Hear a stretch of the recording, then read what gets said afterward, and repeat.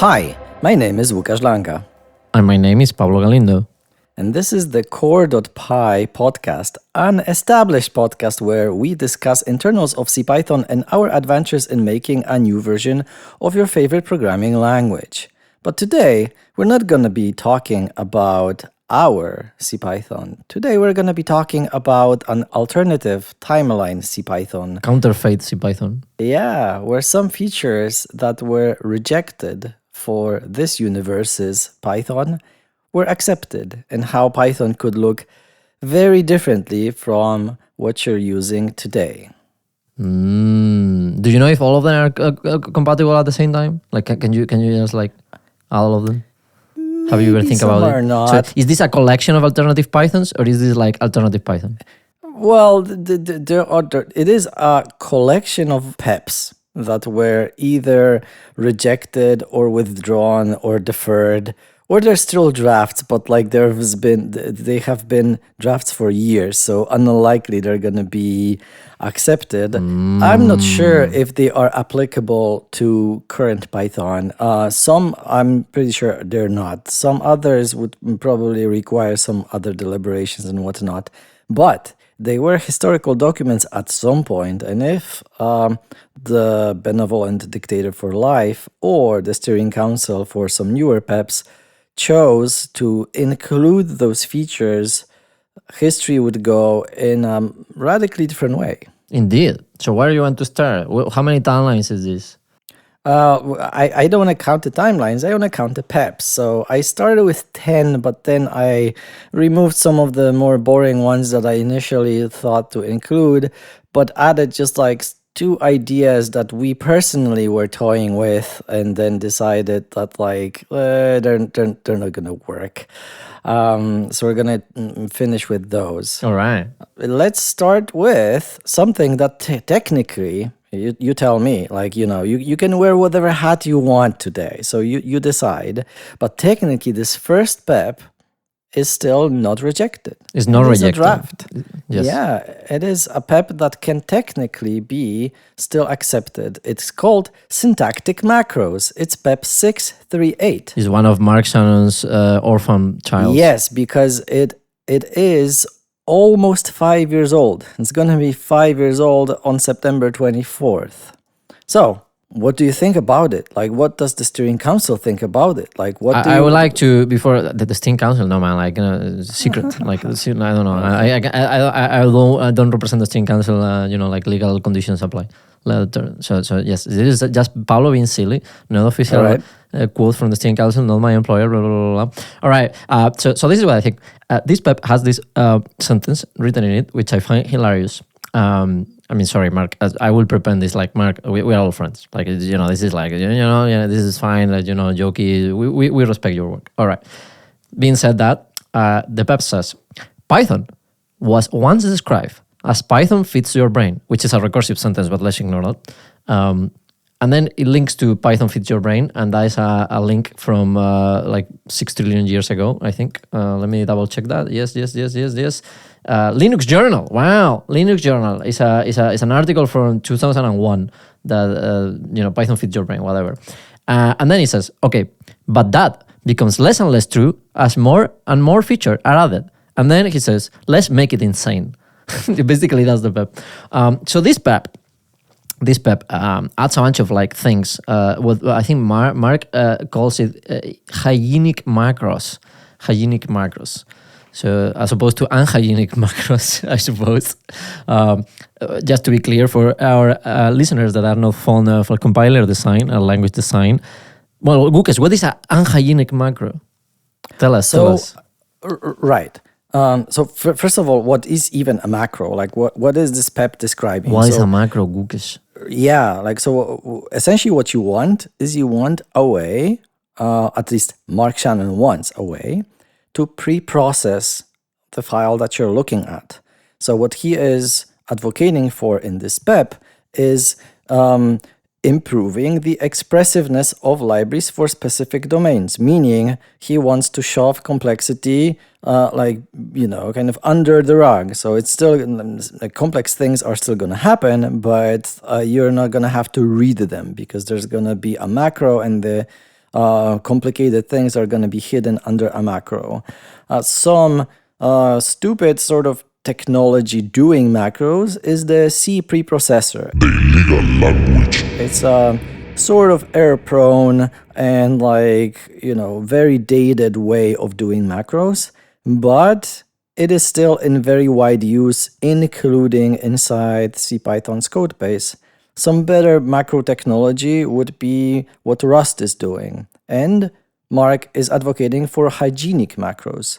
So what he is essentially saying is this hygienic macros are different from what the C preprocessor is doing because they would have a special namespace for variables that would be produced by the macros. They would have variables that they produce would start with a $sign, which is currently unused, and it would be used to signify that a variable created without you seeing it, right? Because it's a macro, it's some code that a preprocessor added, it is invisible to you. That would never conflict with real names because the rules for naming would be such that they would start with a $. Okay, but wait 1 second, I want to stop you because surprise question. It's time for surprise question. Gukeslanga, when was the term hygienic macro was coined? What year? I don't actually know. No idea. Guess. Okay. Let's binary search. Is after Python was created or before Python was created? I think after. I thought Mark Shannon came up with it. No. Hygienic macro, particularly the hygienic part of hygienic macro, I think, if I recall correctly, is from the 80s. 1986, I think. Yeah, it's a paper by a guy called Kobelker that coined the term hygiene, referring to macro expansion, and using from mathematics, when you are not polluting the namespace. So this is all shit, but it's new now. Mm-hmm. Okay, yes. And that's where we lost the Apple explicit mark. Well, so you have hygiene, but that's only sort of a little detail of those macros, the sort of initial motivation behind them, such that you could make things that are not features of Python, but you could pretend they are. That would allow for a lot of sort of DSL style programming. So, but is that okay? Let me bounce without revealing too much about the original discussion. What do you think about this? Is this good or is it bad? Because I don't know. So Rust, everybody likes Rust, right? Okay, so yes, I also like Rust, but in Rust, you can do all this crazy shit when suddenly you do this macro whatever, and now you write Python and then uses Pyo3 to on the fly compile your whatever Python you wrote there to a Pyo3 extension that goes to your Rust code, and now you're in the CPython world, and then it goes back and whatnot. But now you don't write Rust anymore. You write this funky shit. Is this weird DSL? And the thing about DSLs, this is the thing, right? Every single time a software engineer is given a task of enough complexity, normally it's about configuration. It always appears somehow in configuration. Right? You have this new system, and then you need to do some fucking configuration for it, right? And the configuration is a bit complicated, right? Now you can do a bunch of logic maybe. So everyone is tempted to create their own fucking DSL. And they think they are geniuses, right? And the old people use this Bison and Jack and all the bullshit, and they created these atrocities. And they were like, wow, I'm so smart. But the thing about DSLs? Nobody likes them. Nobody likes your DSL. Only you like your DSL, right? So people don't like DSLs. What they like is things that already exist, not your stupid DSL. And this is the curse of big companies. Now you go to all these big companies and look at their configuration insanity, and it's their fucking DSL. It's just ridiculous because it either has a subset of Python that is safer or some fucking thing that someone because they Lisp now is there. So it's just horrendous. So listen to me, everyone. You think you want a DSL, but you don't want a DSL. People will hate you for it. Entire generations of programmers will hate you for having DSLs. So no bueno. DSLs are not good. Not good. Right. Not hygienic. My personal take on it is that your DSL sucks, but there is at least one DSL that I would like to write. Your DSL, right? Your DSL Yes, sucks, my but my DSL would doesn't be suck. great. Like your DSL sucks. I do agree. Like if we're honest, right? Because obviously, the problem is that the existing tooling would have to somehow integrate with all of that stuff, and it is very easy for it to become unwieldy, right? Like kind of macros could expand to multi-line things in Python because not everything can be expressed in one line in Python. So that would be problematic for line numbering in error messages. And, there's plenty of like little and big examples where that would just become confusing.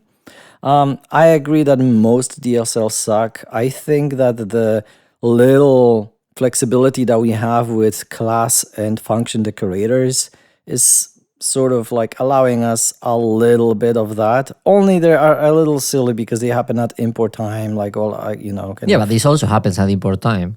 Like this happens at compile time. So this is one of the problems that I have with this, which is like, okay, so now what is the life cycle of normal Python? So you import your thing, or you compile your package or whatever it is, and then it will import blah, blah, blah, blah. It will define your classes. And once the global namespace is created, it will compile that to a PYC file. But this macro thing just violates the whole model because now the actual final bytecode that will be executed for your code depends on the packages that you have installed. Because like you have package A that defines macro Gukeslanga, and then you have package B that defines macro Gukeslanga. Well, depending on which one do you have, like it's a different Gukeslanga, so now it's different code, which means that your PYC files now are useless because they need to be recreated if the macro doesn't match. How do you know if it matches? Well, it needs to recompile. Well, yes. Or if the version doesn't match, right? Because you might have like a newer version of my DSL compiler, like of my but like how do you know anything? Like you don't know anything because like even if it's the same version and you're on a different platform like Windows, can you do it? Because like PYCs you can ship PYCs to all the three platforms. The format is independent, right? So now you cannot because like maybe your macro whatever is different in a different language. So I don't know. There is that, and then there is the fact that like it's kind of recursive because like you implement a macro and that imports like a module or whatever. I mean, you need to register and whatnot. So how do you register? PTH files. But anyway, so you invoke a macro and like that can invoke more macros and more macros and more macros, and you are in the middle of a compile. So now, and you know what happens when you import something? You run it. So you run it, and now the compiler is running code. So technically, this is Turing complete as well. I mean, not surprising, but like you can launch nuclear missiles from the middle of your macro expansion. As opposed to Rust, because in Rust you are compiling, like you're just compiling, right? It's like, okay, here's a bunch of AST, but like nothing runs.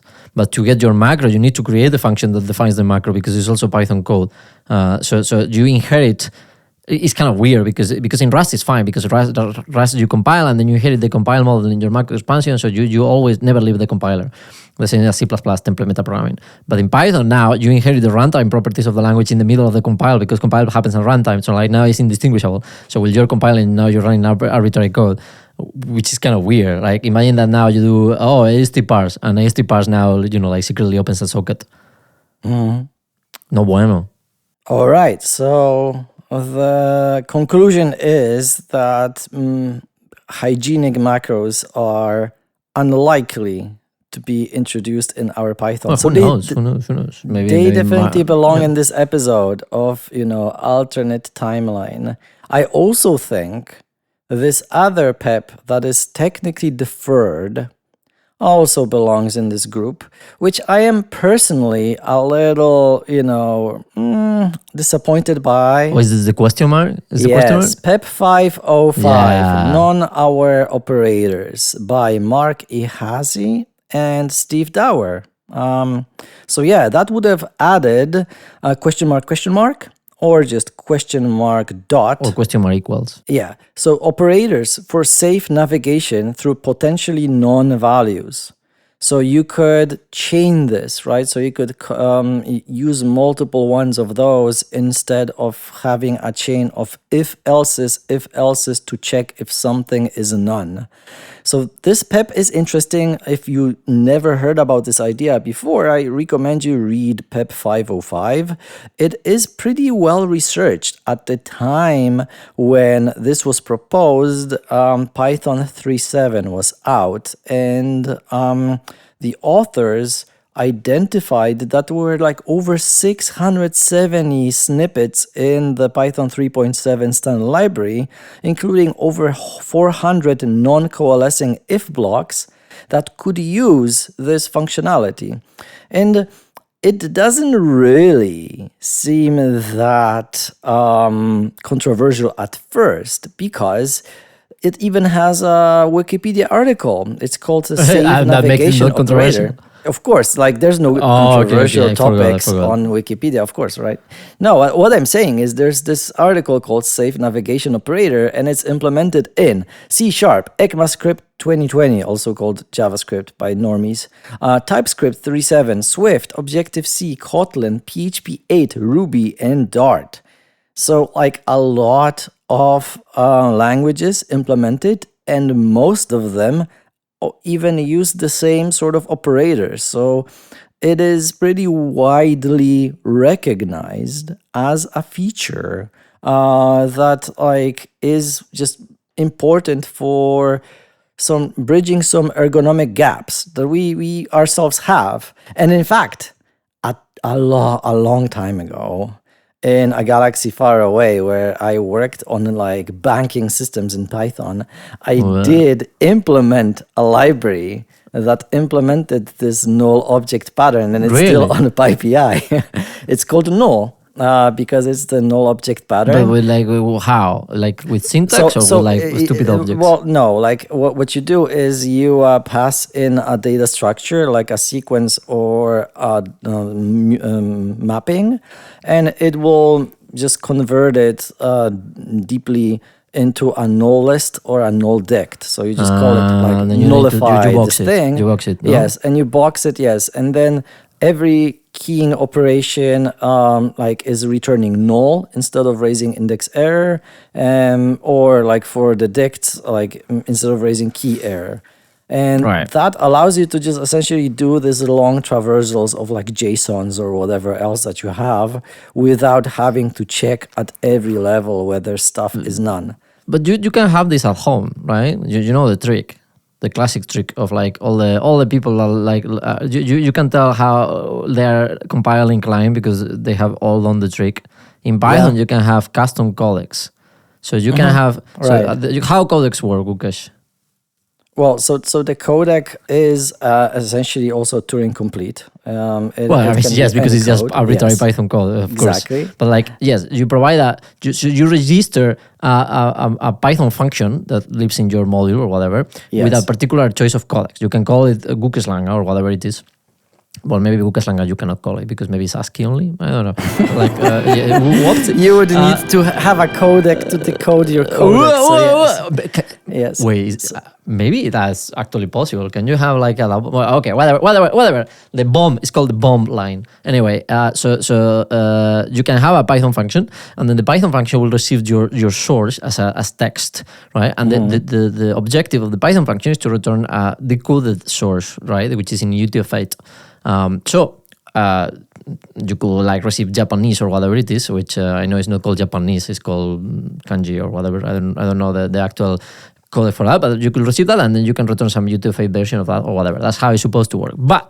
But what if you are evil? Because you have the entire text, like, so you can lie about it, and then you can like allow the user to write this like question mark, or all these things, and then you can literally, find where those are using the tokenizer or something else.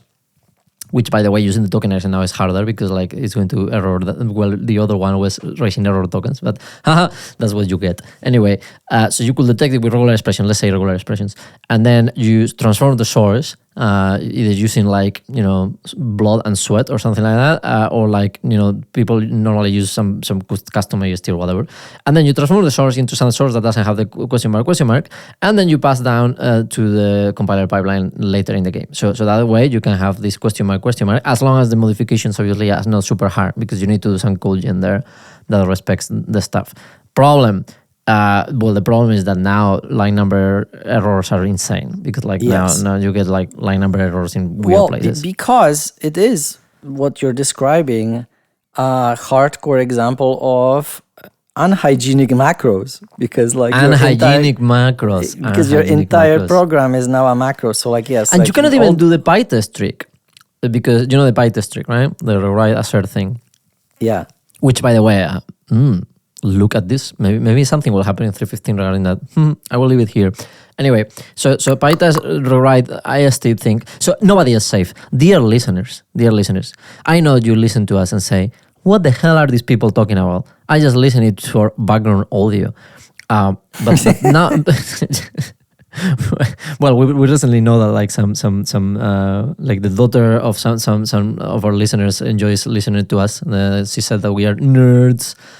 So hey, if you're listening to us, we like you. We like you a lot. Thanks for thinking that we are nerds. We're waving at all three of you right now. Like she said. Okay, I want the official audio so we can put it here in my audio station. Anyway, so yes, dear listeners, you like PyTest. You think it's cool. You love it. You look at unit tests and think those are poor people. I'm the sovereign of my test. I can use the cool thing. But now you will know the horrible truth that we were hiding all along. PyTest doesn't run your tests.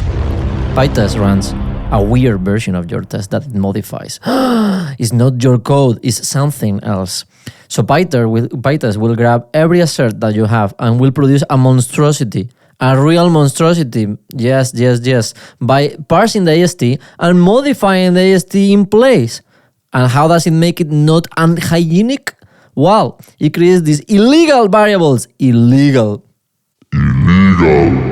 variables called at variables. So you will say, but I cannot name a variable called at x. It's illegal. But in the AST you can. So in the AST there is no checks because the parser is long gone. So you can have AST nodes that assign to the variable called at x, and that is legal. And actually, nested comment. Gukaslanga. In what part of CPython we use the same trick? Nested comment. So there is one part of CPython when we create illegal variables because we don't want to shadow the user variables. What is that part? Okay, it's a bit like, I know it's a bit complicated, so I will give you a hint. We need to hold on to something, otherwise it will die. So to hold into something, we need to put into a variable, but we need to name the variable something. So we cannot use it any name because the user could have used that name. So we need to put it into a legal name so it doesn't disappear. I don't readily know. What I'm trying to like come up with is like if you do call if you name an exception and exception as E, then like there's some weird handling of the E there where like after the block we delete it. But that's because we delete the name, but that's not it. Yeah, we could do that. But like we don't give it a name. There is a name, but like what is a part of Python where we give it a name? I think something happens in the comprehension. Right? Very good intuition. I'm really impressed. I thought you were going to fucking fail this one, but very good. It's very good. Okay, continue. It's comprehensions. What part of the comprehension needs to be held? Otherwise, it will die. Inside the comprehension, you have an iterable, and then you have the expression that you're returning from it for the value. But you also have to have the data structure that you're building, right? So like, Yeah, but that is a temporary list or dict or whatever. You don't mean that? Like, so the comprehension owns it when it runs. So what do you mean then? Then the iterator itself. Like, so the comprehension will create an empty whatever, and it will add things to that whatever, but it owns it, so it won't die because it has one reference. But there is something that it will create, and immediately if you don't do something with that, it will disappear. Is the is the iterable. The iterator. Yes. So yeah, as I said, yeah. So if you look at comprehension, by the way, this trick is a bit difficult to do thanks to Carl, our friend Carl. Go high sticks. But high sticks were not helping here because Carl fucked this trick a lot. I mean, I think it's still there. But if you go, let me check. So I just before this podcast, I just destroyed my system Python. So but I will need another Python. So if you go into Python and create a list comprehension doing open bracket locals, open parenthesis, close parenthesis, for underscore in, let's say, range 3, you will get a fuck ton of stuff. But you will not get the actual thing because, of course, Karl Mayer now inline comprehensions. So that makes it a bit annoying. So we need an older Python that is not like, insane. But if you go to, let's say, Python 3.10 and you and then you do the same trick, so we will have open bracket locals for x in range 10, for instance. We will see that prints locals. So that prints a bunch of stuff, but you will see that some of those variables are called .0, right? And there's the range iterator object at blah, blah, blah. So the thing that is holding the range 10 or whatever you're iterating over needs to be held somewhere. And that somewhere is this .0 secret variable. And of course, if you have a multi-line comprehension, so for instance, you do locals for x in range 10, for y in range 3, for instance, you will find that there is .0 and .1. Wow, amazing. All right, and now if you do this in modern Python, it doesn't happen because comprehensions get in line, and this is the edge case because like now there is not a new scope and like it doesn't pollute the other scopes, so we don't need really the trick because range is in the outer scope. Anyway, long thing, but very good, Lucas Langer. I accept your closeness. You were really close. But yes, nice. We do this illegal trick. .0, and PyTest does this at x. So it's kind of hygienic because like it doesn't pollute your namespace, but it doesn't test your code. So PyTest could introduce evil code there, and you will never know. If PyTest gets compromised, your code doesn't run. All right, but yes, that's another way to do it. And but if we Stack and Wine, we were talking about question mark. Yes. Like I personally recognize the usefulness of those operators. But I did put this PEP, even though it is not officially rejected or withdrawn, in our list because I do feel like it is very unlikely to be revived successfully. And the reason why is... What do you mean again? Well, yes. It was revived like last year and that didn't really do it much, right? Like, it's like... Dude, this is 3 times that someone has said this PEP is not going to fly. So you want a 4th one. Well, like it should be like some steering council should like essentially just like, just officially reject it, just like not to beat the dead horse at this point. This was never submitted to us. Like, what do you mean? We only we cannot reject things that was never submitted to that. But actually, do you know what I can do? Lucas Langer, by the power of the steering council, I give you the powers to decide if this PEP is good or bad. What do you think, Lucas Langer? The steering council awaits your decision. All right. Well, I was gonna say that even if Łukasz personally would not mind this, I do recognize that some heavyweights in our community, including Guido, Barry, Raymond, and Steve Dower, who, if you remember, the original is one of the co-authors of this PEP, all of them, in the end, spoke against it. And the most interesting thing, let me start with some short quotes. So Guido said that sometimes I think it makes sense, and sometimes I think we're jumping the shark here. And I sort of agree with him here. What a peculiar expression, jumping the shark. You know where that comes from? I know what I know what it means. I don't know where it comes from. There was a very, very famous TV series in the United States in the 70s, if I remember correctly.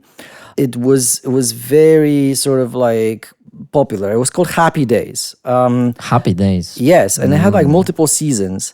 And there was one particular season where literally one guy was kind of on water skis. I don't know if you ride, drive, like, like what do you do with water skis? Do you float on? I don't know what the expression in English, but like there was a guy on water skis and he was literally jumping over a live shark. And that was essentially just like a moment where everybody was like, this show went to shit. Like, it's like the writing there is just ridiculous. It's just no longer funny. It's just not good. Right. So now jumping the shark is this sort of idiom that just says like you overdid it, like, it's beyond repair, like you broke it forever. So yeah, so Guido like is using a pretty heavy expression here actually, because like it's a big sort of worry if you're gonna like break Python beyond recovery. And Barry is saying sort of the same thing. He says, I can walk non-programmers through the code and explain what it does. The examples in PEP 505 look like a step in the wrong direction. And in fact, this is what led Steve Dower to reconsider. He said at EuroPython 2022, and I quote, the reason I eventually kind of withdrew is I had a really interesting discussion with Raymond Hettinger at one of our core dev sprints, where he basically laid out that the features that go into the language actually change the way people program, and it has far more or a follow-on effect than just how that particular thing gets written, because it's going to affect how the rest of the code is written. Very interesting. Is this the kind of thing when like people say the language affects the brain that affects the language? Maybe too, but in this particular case, Steve goes on and explains the situation where this sort of thing, where now we are pretty protective to not have nuns, like, to just not let them proliferate into our data structures. Use nuns everywhere. Now that you're going to have nuns everywhere, it's essentially going to, at least like that's the worry, it would sort of proliferate in the sense that you would have to use those new operators everywhere at some point, because you could never trust anymore that you wouldn't have just random nuns at some point. Right. So whereas now, it's not like we are writing non checks as often as Go programmers are writing error checks, right? It's not that like, kind of we have to do it every second line. So something interesting? In language design, that you can have several positions of the constructs, right? Like there is a lot of talk around that. But one of the most costly positions of the construct is infix operators. You know why? Yeah. Why? Because you need to know the binding, right?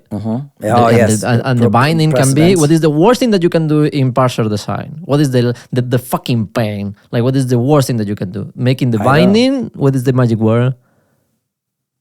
Context dependent. No, because you overload is quadratic. You have n times n minus 1 over 2 possible bullshit combinations. And this happens actually in Python. Sorry, Gukas, I'm going to hammer you, but... Okay, what place? Recent addition, okay, I will give you some hints, because otherwise it's going to be very abstract. So certain feature that made certain BDFL quit being BDFL has a weird binding that makes it very confusing. And you should know this because you saw recently you remind the world about this weird confusing binding recently with certain web page that certain people did in EuroPython. You were one of them. So maybe you can also do a plug for the feed. The web page was very fun. So what is the weird binding of the walrus operator?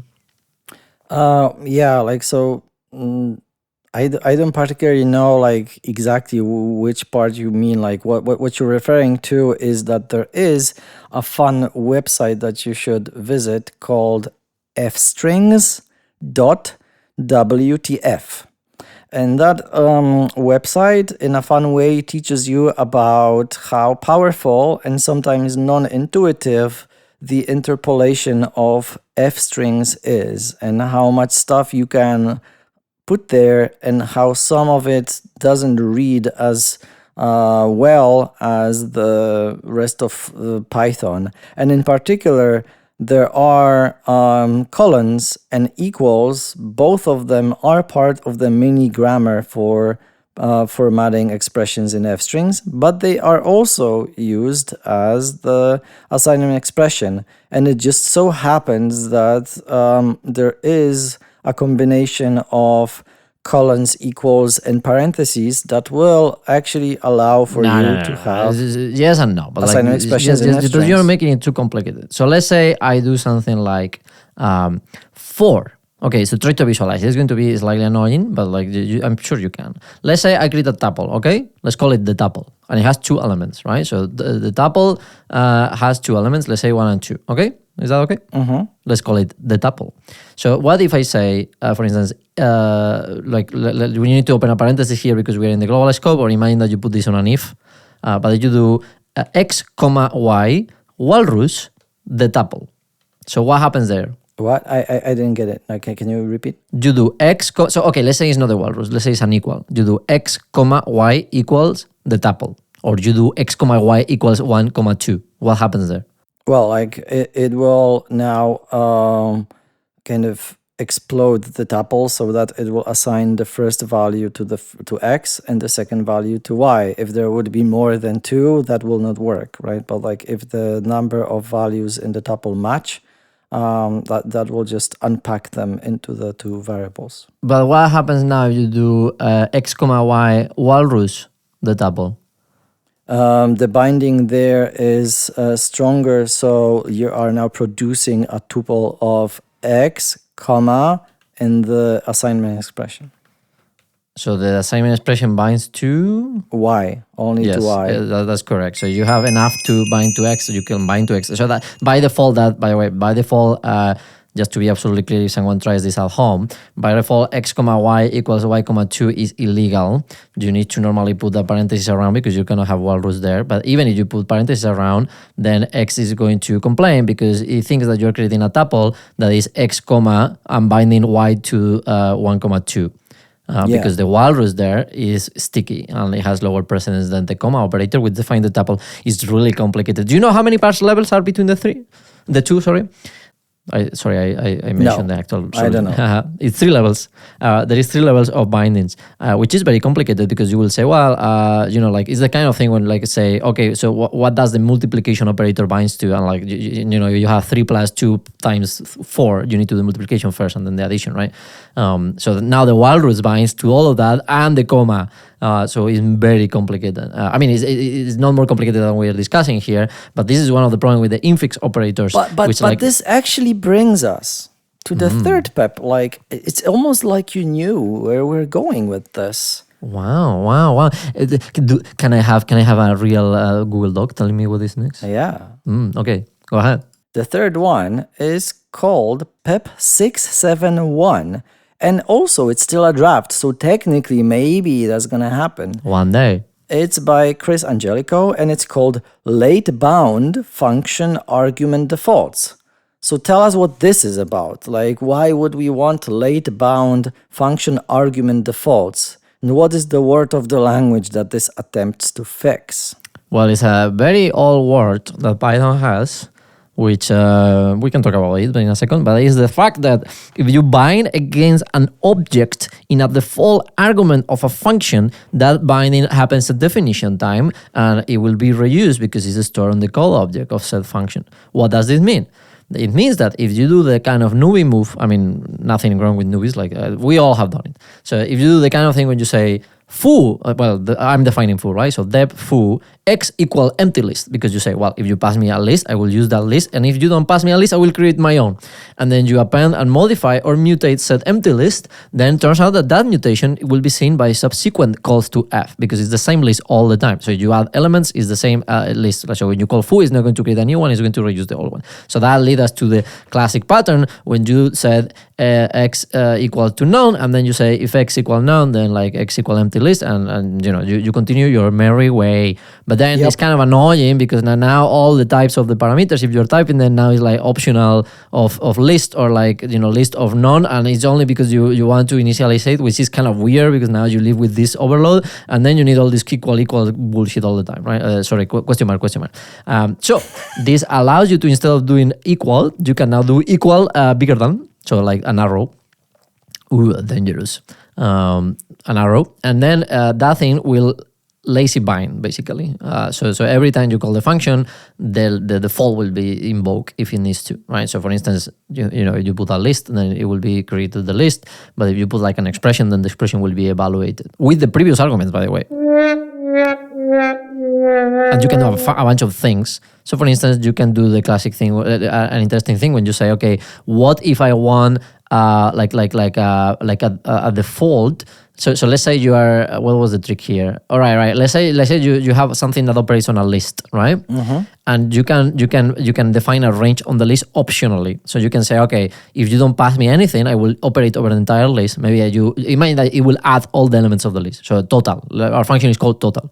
But you can optionally say, well, I don't want all the elements. I want elements from here to there. So from here, the first index, you can default to 0. That's easy. But for the other one, the classic move is to default to none, and then you do if limit equal none, limit equal length of list. But with this new syntax, you could do equals bigger than the arrow, and then you can say length of the list. And because that will be executed when you call the function, then every single function call will default to a different value, which is dynamic, is the length of the list, and that will receive the previous arguments in the functions to be resolved. So you can use the previous variables that are in the function. And you can do a bunch of other things. So you can default to time, for instance, if I recall. You could even use the variables that are defined in the arguments after, because it's lazy evaluated, right? So yeah, but you have to, if you have x and then you use y and then you y1 and you use x, which value of... Yeah, there is a possibility that it would be, yes, that would be impossible. But for most things, probably would be fine. But what is your personal take? I know you cannot have the SC hat on when discussing today. Only the clown hat. Do you actually think it solves the issue if it requires you to remember about the angle bracket? It is... okay, so I'm going to go into I don't want to go into a lot of detail, to be honest. But let me expand a bit. Can me when it's too much. So I have a problem with this kind of thing because there is a bunch of changes, not only in Python in general, when people say, look, is this a problem? And then you say, yes, it's a problem. This is a problem. A lot of people fall into this and then you need these patterns and it's annoying. Now, how annoying? Because that now you're saying, what about if you give me some language grammar here, right? Can I have some language grammar? And say, well, sure, that is very expensive these days, sure, quite expensive. So language grammar changes normally is the nuclear option of problem solving. Because now is that has binds to everything else, and the language is bigger, blah blah blah. So it's the nuclear option. So is your problem worth the grammar change? Unclear.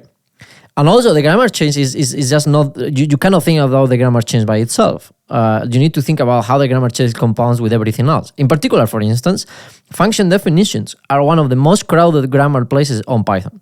In the old LL1 parser, the non-deterministic automata that parses language definition has 300 nodes. All right? Whoa. So you remember your tiny automata saying, if I receive the letter A, I will move. Not 300 nodes, dude. Not great. So because it's fucking insane. Because you have all the operators that now bind with different things, positional only arguments and keyword only arguments, but you can define only some after the others. And then you can also have type comments, but you can also have type comments, types that are not type comments, but type comments now are in the ST as well. So you can also have that in the grammar. So the whole thing is insane.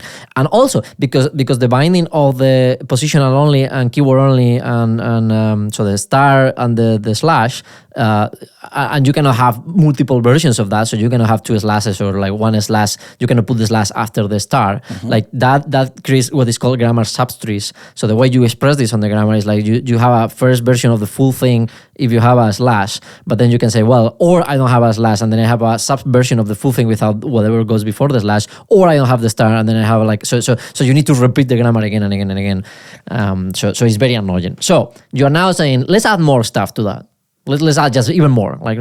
So 400 nodes. We don't use the parser, but you get the idea, right? So my point is the idea that solves, I think, is worth looking at for sure. Like that. And this is a new thing. It's not just about not being able to create a new empty list. It's It's kind of cool, right? Like now you call the function and the default changes dynamically. Like that's a new power, right? That's the Raymond Hittinger thing that people will change the way they define functions now. Yes. Kind of. But syntax, I think is too much. I think the cost is too much because these reasons, right? We rejected this as an official Steering Council position in the past, so I'm just relaying what we decided. We rejected the arrow syntax for callables that was proposed. Right. Precisely for the same reason, because parsing it is really hard. And it makes like especially in quite crowded places, it makes it really hard to parse. And you will say, well, people will not use it in crowded places, right? But like you know, you never know, yeah. Yeah, and you combine these two now, it's impossible to read. Well, or one, it will be just impossible to implement, to be honest, because I think it's ambiguous. So this will always be a part of Python, and if you wanted to fix it, you need to change universes. You need to go to an alternative universe, and maybe in that universe, what you're also going to get is the ability to overload Boolean operators, PEP 335. So what people usually think about Python is that we usually don't overload operators for surprising reasons. We don't have cout, square angle brackets, and like all of that bullshit. Dude, but that's all C++. You know that C++ now has std print? Yeah, okay, cool, good. Yeah, I know, but like in any case, like Python does not really abuse that thing, but we do allow for overloading essentially all operators. And you might think, if you don't look too closely, that this is also true for our English spoken and English spoken or operators. But it is not true, actually. When you are looking at dunder methods for dunder and dunder or, you will find out that they actually allow you to overload bitwise and bitwise or. So they are a little bit weirdly named there because they suggest that you're going to be able to overload what logic operators do. And this is doubly confusing because there's also dunder not. So you can actually overload what not X does for your object X, but you cannot do anything about and or. The reason why not is that Python internally uses both pretty aggressively to short circuit operations, right? If you have and used in your if test, it will not actually evaluate both sides if the first side was falsy. So this is an optimization where if we would be to change that changes not only how fast your code is running, but technically actually what the result of your code is, because maybe the other side of your code has a side effect and now running it is breaking the world, which is why this was ultimately rejected. But maybe surprisingly, the official reason for rejection specified by Guido, and that was rejected in 2012, so like a long time ago. A long time, yep. And also the PEP was already pretty old at that point too.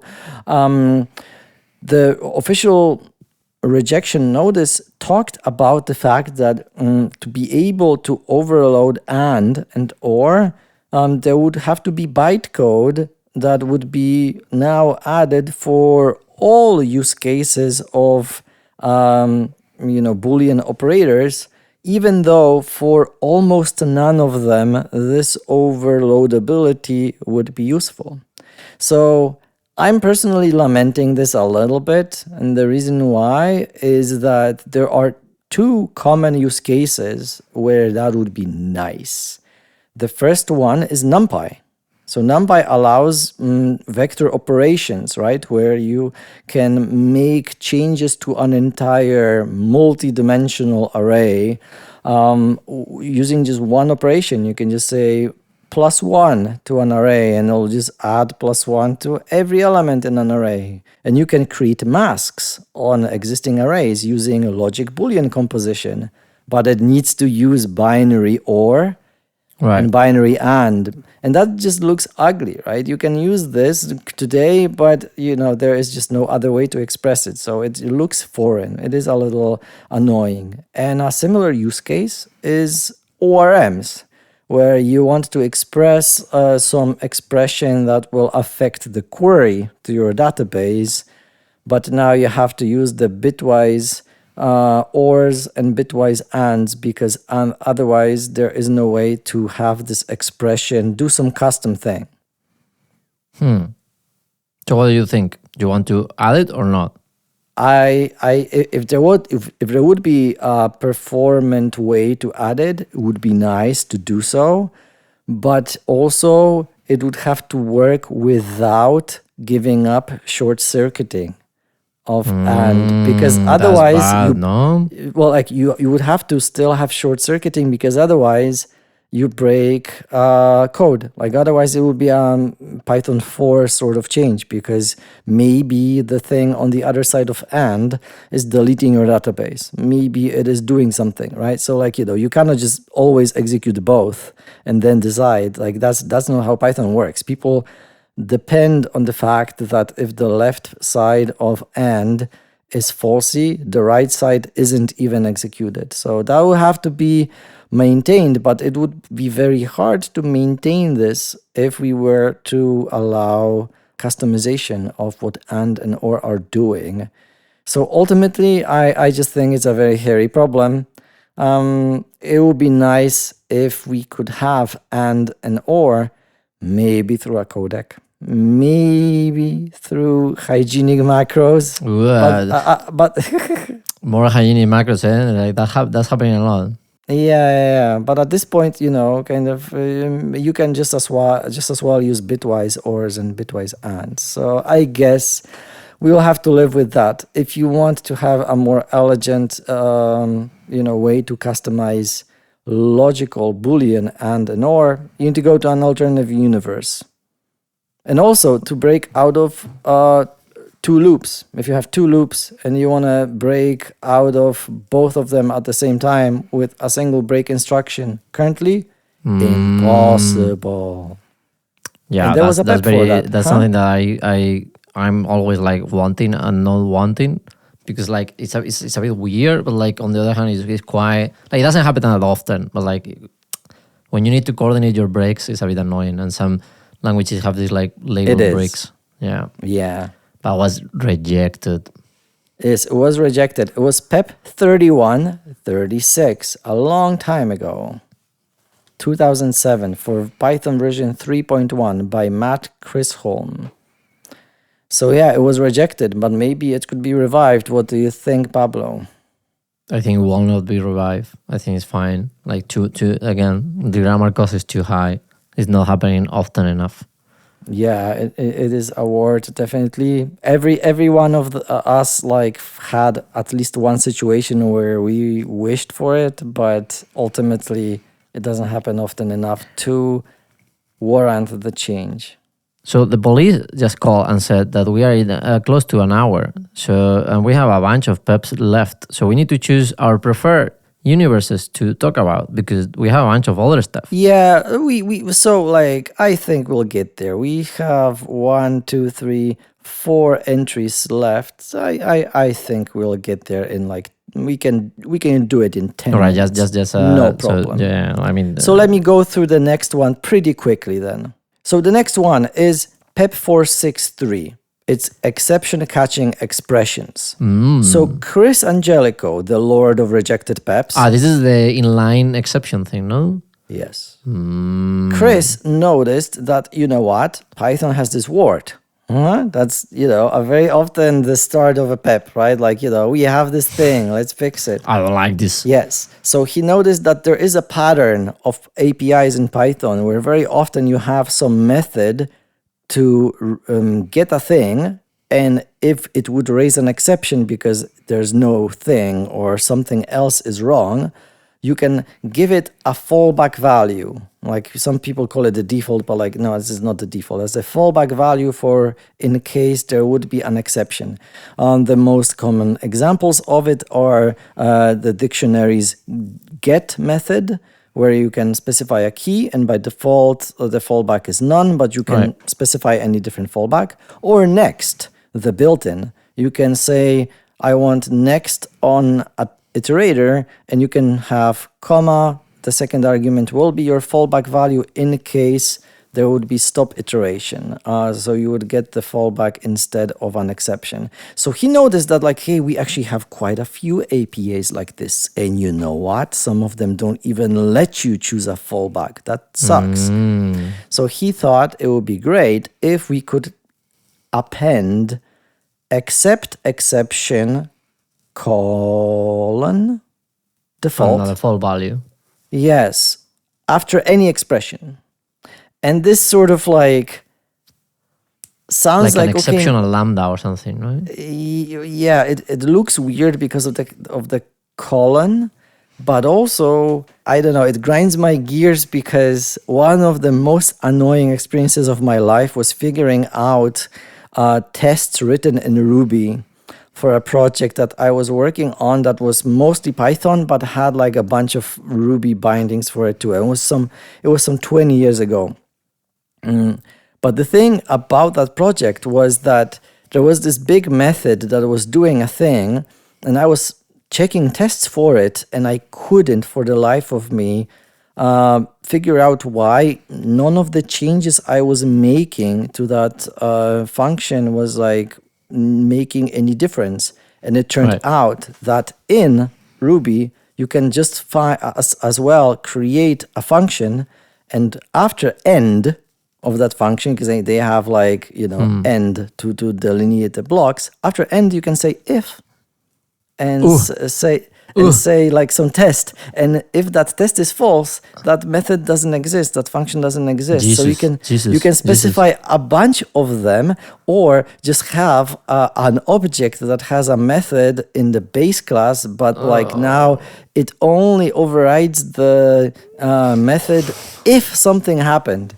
And that is what people were using.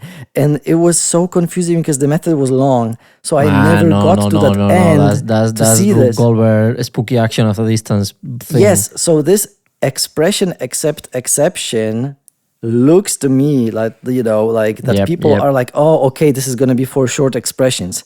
Don't trust this. Don't trust people like that, because maybe it's going to be for an expression that is 10 lines long and you will never know that now it hid some exceptions from you. Like, it was Guido who rejected it, no?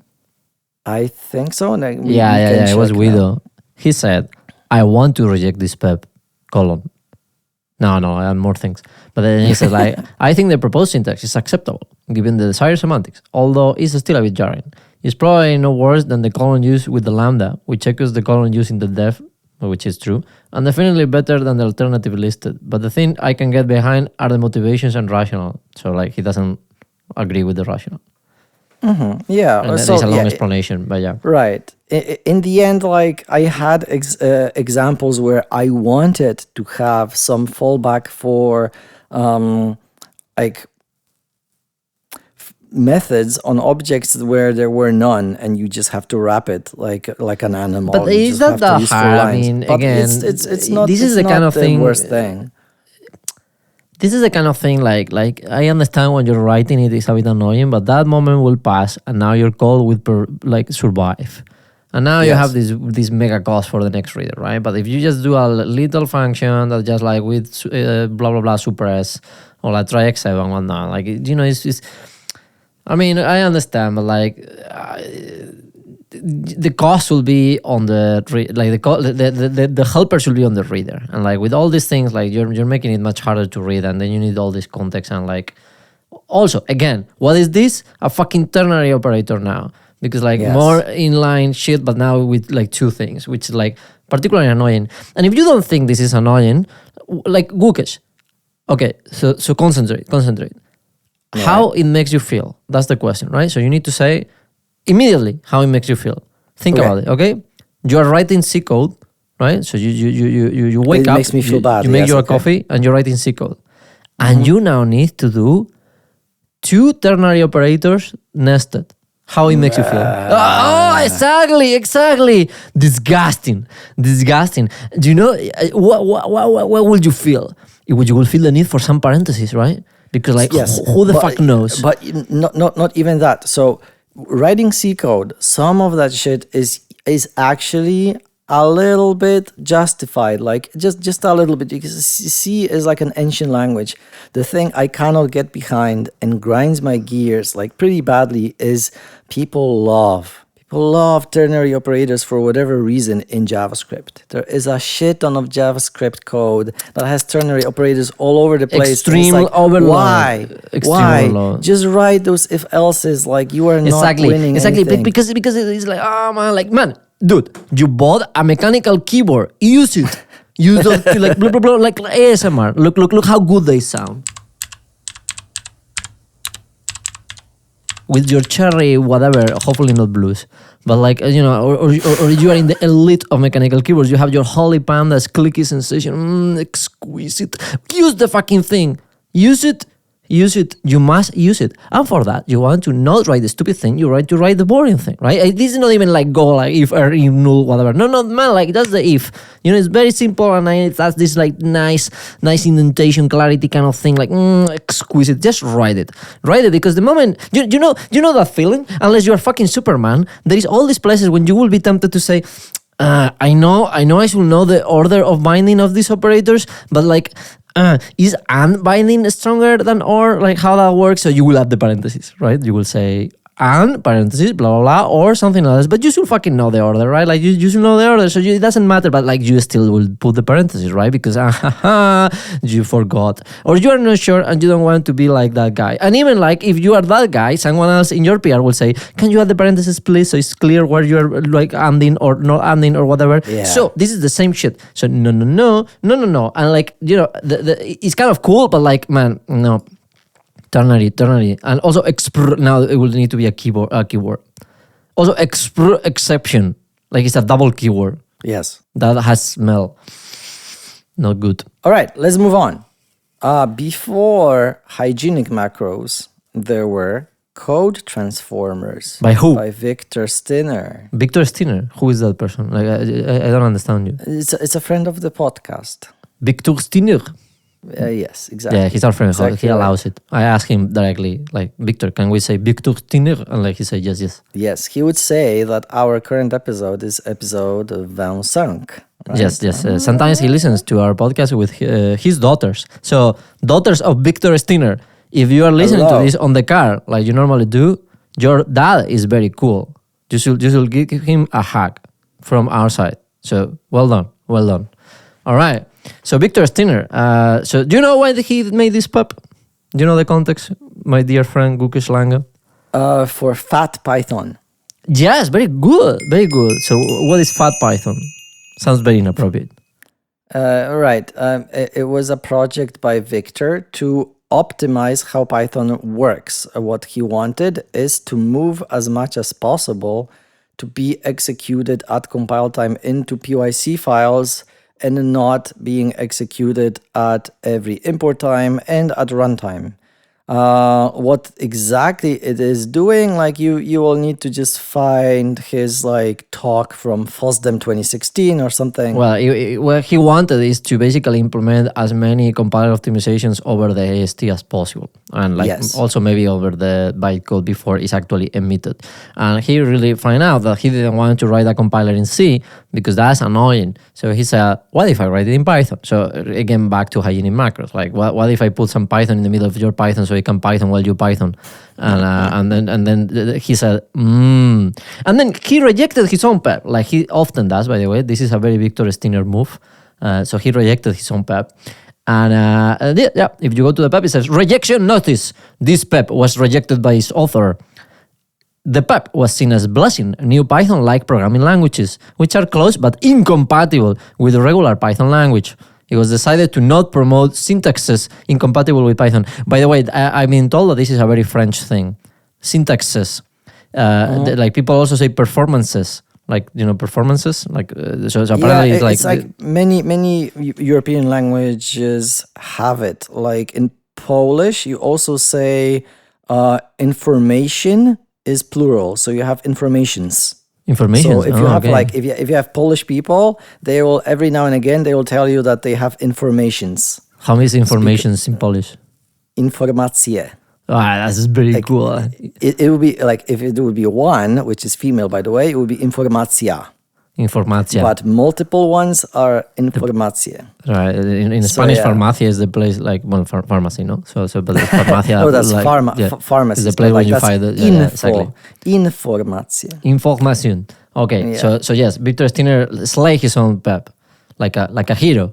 He said, no, this will not pass. I will not allow these DSLs. So we will now have an API that would allow you to have tail call optimization and add profiling code and add lazy evaluation. If only someone will have added infinite stacks.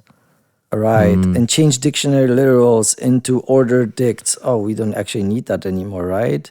Or declare constants that are true constants, or DSLs for SQL. But we do a bunch of those things already. Like if you write, for instance... yes, right? That's the thing. We added template strings for some of that, and like other stuff that is just happening behind the scenes. So yeah, pattern matching. Oh, we added pattern matching actually. So see, like some things listed in the PEP for usage examples are actually now implemented with no macros and no non-hygienic approaches either. But Gukas, if I do a function called foo and I do for x in list 1, 2, 3, and I look at the constants in the code object, what will I see? In constants? What do you mean in constants? Yeah, so I do function, so dev foo, and then I do for x in list 1, 2, 3, close list, and then I go to the code object of foo and I do co_consts. So I look at the constants that were recorded in the code object. So 1, 2, 3 is a constant, so it's going to be there, but it's going to be as a list. I don't know actually. I don't remember.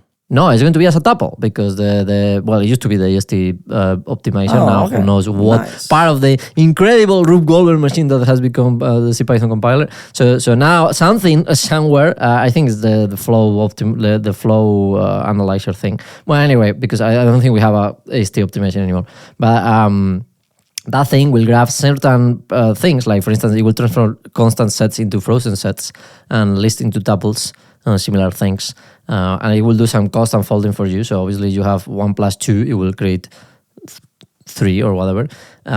So yes, so some of those things that Victor Stinner wanted are still already done. So now you know. So that's good. And we also have another feature that was a better version, maybe, arguably. Maybe not.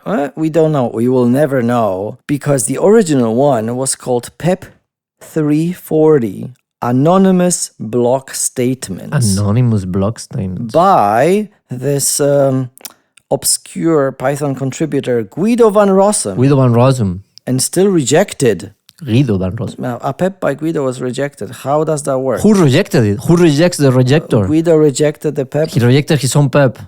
In favor of context managers with statement. Why? Right, because it was a better idea. Because with statement, Guido liked better. So anonymous block statements were a precursor to this. In fact, it's a funny PEP because of a little detail, an insignificant detail. It is explaining to you in the code example where it says block X as Y, that as is also a new keyword. Because at that time in Python, as was not a keyword yet. Not a keyword. Yeah, so like what about no even imports? Not clear, but it does explain that as if that was new. So we need to do some spelunking here. Maybe we need to do spelunking there. In any case, context managers now, we know them and like them, right? They are pretty amazing for resource control. We can manage resources, creating connections, entering them down, committing to the database and closing files and doing all sorts of interesting things. So we use with statements all the time. But one thing you cannot do within with block is to make it execute 0 times. Or make it execute 3 times. Right. Whereas the original idea was to make the controllers of the block iterators. So you could, in fact, execute what is inside the block 0 times or 3 times if you needed to.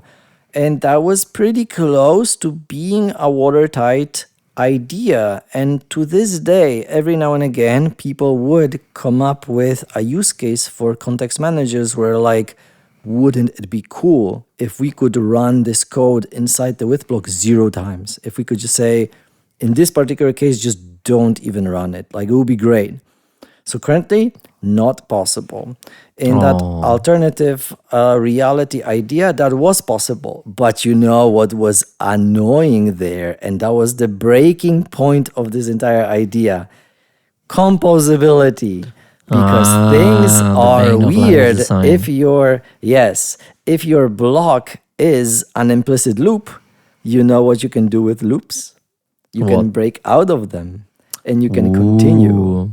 But if you had your block within a regular loop, and that block would not be one of those rare blocks that execute 0 or 3 times, but just like a regular block that is just opening and closing a file, you would not expect that break is breaking out of the block and not out of your outer loop.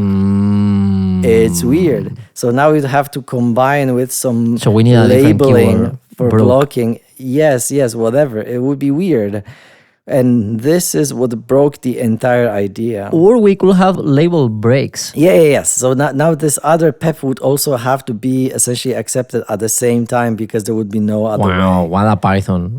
Yeah, that would be a very weird Python if we allowed this. You know what also will be a very weird Python? What? Having 4 integer loops. That's PEP 276 and PEP 284. I actually liked the other one. The first one I didn't like at the time. I read it like, as like, very new to Python and whatnot. I was like, oh, this is amazing. Like, Rust people will love it. Rust people will love it. But like, the 7.6, like I don't like. But like the other one was actually pretty elegant. So what is this? All right. So we have to say for I in range 10, like animals. Yes. But what is range 10? It is just a weird object that we have to optimize and do like weird things to it for it to be performant enough all the time. Like, wouldn't it be great if we could say for I in 3? Wow. Integers will be iterable. Yes, a terrible idea. I didn't like it then, even though I didn't understand why. So you can do list of 3. You can do list of 3, and that will give you 1, 2, 3. Yes, exactly. This is actually one of my pet peeves. If you don't know me yet, now you will know this, that strings in Python are iterable. You can iterate over a string, which in static typing means that a string is the same as a sequence of strings. Yes, that's disgusting. And we can never fix that. Mistake. It's terrible. Yes. It's disgusting. You need to say list of string, and therefore you essentially enforce concrete types on the user, whereas any iterable would do, but it just happens that a string also satisfies a sequence of string. But the other one, PEP 284, it advocated for a different variant. It would allow you to say for 0 smaller equals than variable it's already breaking smaller my hand. than 10 colon. So you essentially say what is the range of values you want. You just express it mathematically. You just say you start from 0, smaller equals than x, smaller than 10. And then it iterates. Man, that's crazy. Something that will be a Boolean now is becoming a range. Yeah, it would have to be context specific if the statement is for, right? It would be technically possible because, kind of, it would be just a special case. Will it be possible because you, more than anyone, maybe except me, but like more than anyone will know if this is possible or not. So think about it, Gukesh. Think it a second. Let's see if it triggers word flashes to you. So let's say you are at the time this PEP was proposed, which is like 2015. right? No, that's not a word operator. Sorry. So what is this PEP? 2002. That was for Python 2.3. That was rejected before I learned about Python. Exactly. Mega rejected. Okay, so at the time we had the old parser because the old parser was introduced in 1991, like literally first commit. Okay, Gukesh. So you are the parser now, and then you need to distinguish if 4x in expression is 4x in expression, or 4a less than x less than b is the other syntax. Can you do it if you're an LL1 parser? Okay, with the LL1 parser, what you can look at is just one thing in front of what you're parsing. So for us, when we're doing for 0 smaller than equals, can we already know that this is a different rule than for something in something?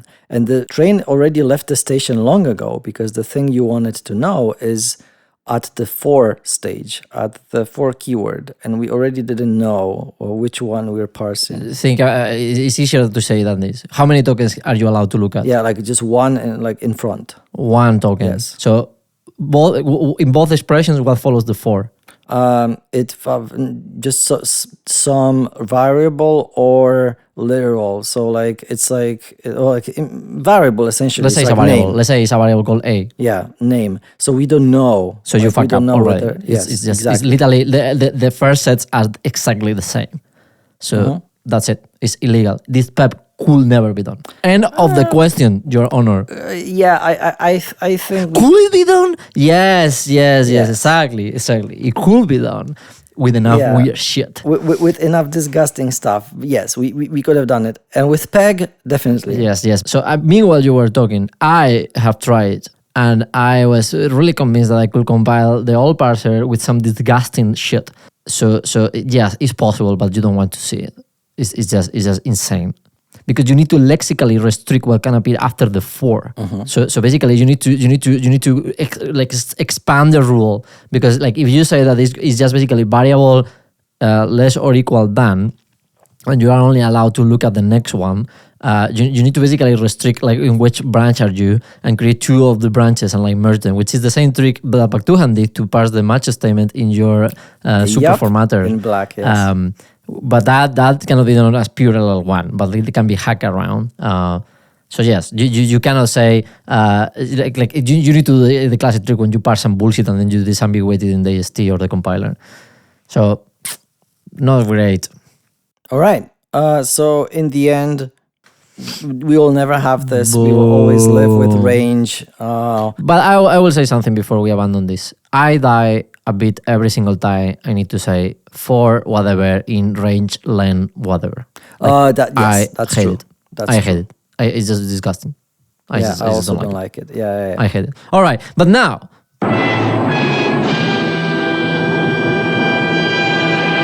It's time for the bonus section. So we are not going to explain the thing, but we have two crazy ideas that never were, and you can select one, and I can select the other one, which is the crazy idea that never were that you like the most, Gukesh Lange. So there are a few that I think every Python user at some point stumbles upon, and they're like, oh, we need to fix this. This is an obvious thing that should be fixed. And one of those things was that any other language on the planet has two forms of the while loop. Either you'd say while test as we have it, and then you have the body of the thing, or you say do the thing, and then you have the test at the end. And then while. Yes. Whereas in Python, you don't have a do while loop. It is impossible. And why? Because it's illegal. It is weird because while would have to be outdented to match with do, but that is not how blocks in Python work. It would just not work correctly. Visually, it would just look weird. It's not something we do anywhere else. We don't have ends. We don't have anything like that. So this is one proposal that never got off any ideas group or the forum section or the mailing list or whatever. There was never a PEP for it because simply there is no good way to express it in a language that uses significant indentation for it. You could have a new keyword called meanwhile. Meanwhile, and then you pass a function or some shit. Yeah. Do you know who is like in her house saying like yeah, exactly. So you know who is very fan of this idea, like wanted this? Mai. Yeah. So right? our friend Mai, Okay. thanks for listening, Mai. Loves this dual. Maybe she has told me about this idea like 6 trillion times across the years. But now it's impossible, Mai. Yeah, we will never have it. You cannot have it. No. Yeah, but like every time I do write my do while loop in Python, you know how it looks like now, right? Yep. You need to essentially copy what you would put in the body of the function again and just put this before the while. Yeah. I just don't like it. It's horrible. Yeah, it just looks like you don't know what you're doing, but like you just have to. But you can have a function. You can have a helper function that you call a function type. Yeah, but then you have to bind the values, and it's like, and it's not the end of the annoying. world. Yes. Yeah, Not the end of the world. But yeah, so that would be my thing. It was like, oh yeah, like I fiddled with that at some point. Like I didn't even get to the implementation stage because I figured out that like there is no way to make it look good. But what is the final boss of the syntax? Oh, The legends say that if some parser implementers are tasked with this, the universe will break a bit. The very fabric of what makes us humans will break. I think I know. It starts with lamb and ends with bda. Well, then you can start with multi and then it ends with bda.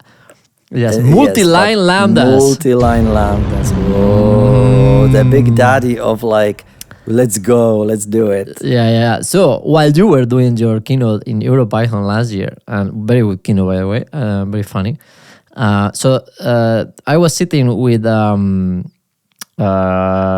Cuni from PyPy, well now from Spy and other things. No? Yes? They make a mistake? No, it's a Spy, no? Yes, Spy. So I was sitting with Antonio Cuni, and Antonio Cuni said, what about multi-line lambdas? This may not have happened this way, but I'm the one telling the story, so like I can say whatever. So he said, what about multi-line lambdas? If you're so smart, man, why you don't implement multi-line lambdas right now, right here? Yes. Like do it.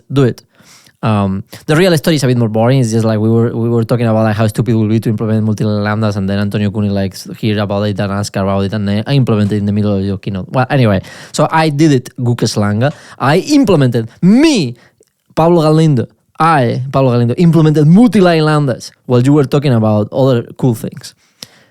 But there was a price. What was the price? It was a semi-price. A semi-price, exactly. Because when you start implementing multi-line lambdas, a problem appears. How do you end the multi-line lambda? Because you cannot have like it cannot be a block, because then you're creating a function, right? Like what is the advantage? So you want to delimit the stupid thing. So you need to explain when it ends. So what was the price?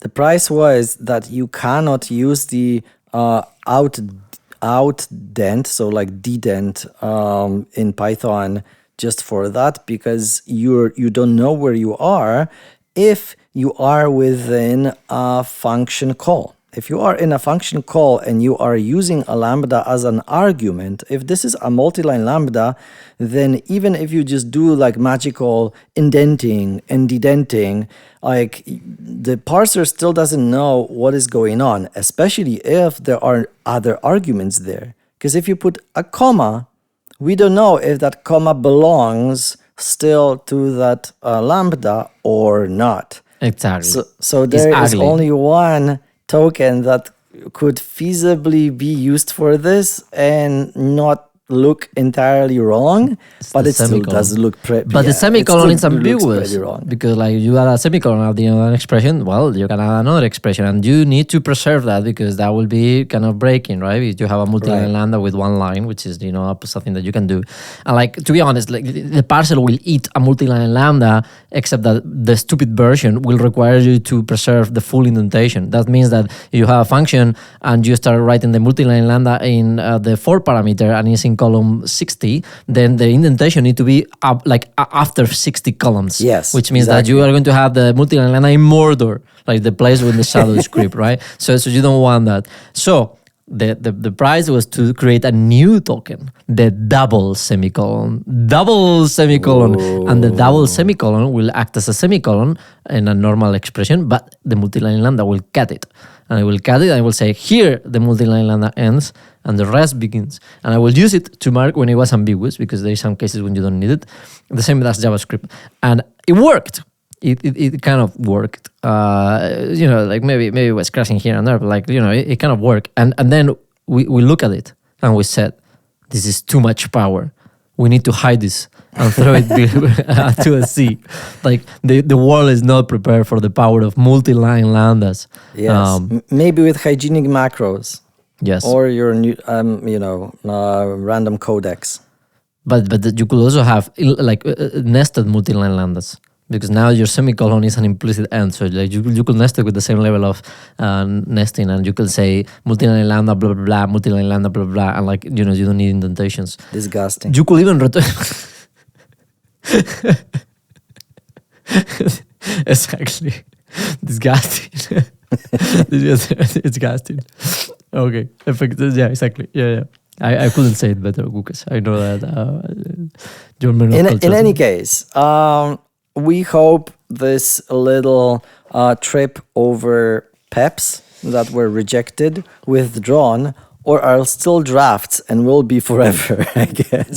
Yes. If you are the author of one of these PEPs, throw it to us. Or self-reject, like Victor. Like, he's a man. He's rejecting his own PEPs. Yes, because most of these PEPs are there still, right? It's like, maybe. But like, either throw it to the wolves. Yes. Or just reject it.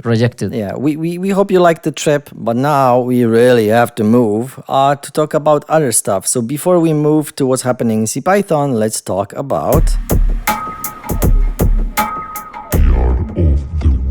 All right, so we actually went to Prague again, because we always go to Prague, it seems like these days. Yeah. EuroPython now is EuroPrague. Even in Prague, they did not announce the next place for EuroPython, so there's more than 0% probability that like next year is still going to be in Prague. Probably the organizers will really not like that, but like... we don't know where it's going, actually. But we liked going to Prague because it feels very familiar by now. It's been year 3 there, just like there were 3 years in Florence, and those were some wonderful, wonderful EuroPythons some 12 years back. So, we did a lot of stuff during EuroPython, and I teamed up with Hood to make a thing happen. And that thing was... to allow to have a REPL in our mscripten build, which, kind of long story short, is a tiny base version of what you get in Pyodide. So, extension by extension in PyScript, but that's the basis that lives in CPython.